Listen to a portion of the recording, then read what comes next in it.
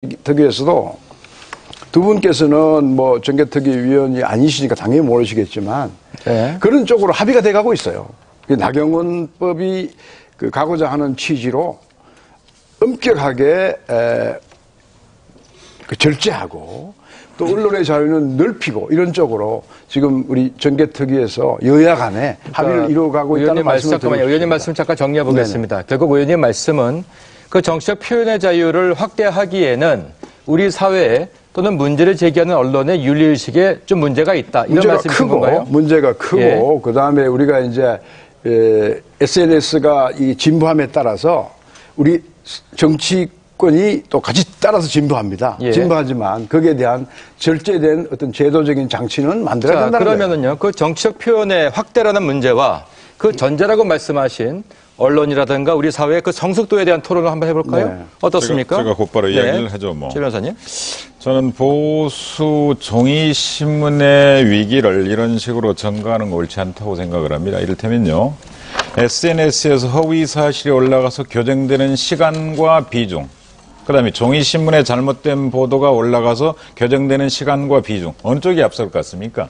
SNS가 훨씬 빨리 교정되고 빨리 진실을 발견해 갑니다. 아까 맨 처음에 말씀드렸다시피 나쁜 주장에 대한, 나쁜 보도에 대한 가장 적합한 구제수단은 좋은 보도고 좋은 주장입니다.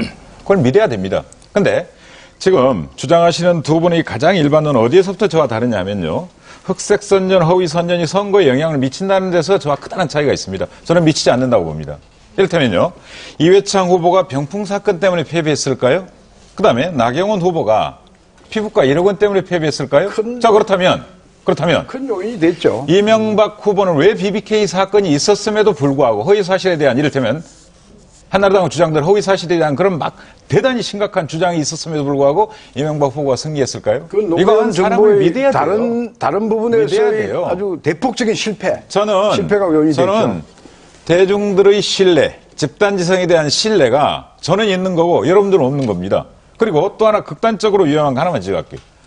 우리가 지금도 대단히 위험하게 생각하는 것 하나는 한국적 민주주의의 특수성을 주장했던 과거 독재 정권의 사례들입니다. 뭐가 특수합니까? 표현의 자유, 말과 글의 힘이 왜 한국과 미국이 달라야 됩니까? 왜 보장수단이 달라야 됩니까? 우리는 지금 문자공화국을 살아갑니다. 말과 글은 그야말로 세계적인 표준이고 여기에 대한 규제 완화는 전 세계적인 추세입니다. 오직했으면 유엔 인권위원회가 야 제발 한국이요. 선거 때 비방하고 상대방을 이런 것 가지고 너무 강하게 처벌하지 마라. 명예훼손죄 좀 폐지해라. 이런 권고를 내렸겠습니까? 예. 진정한 국격을 생각해 주세요. 자, 먼저 말씀하시죠. 예.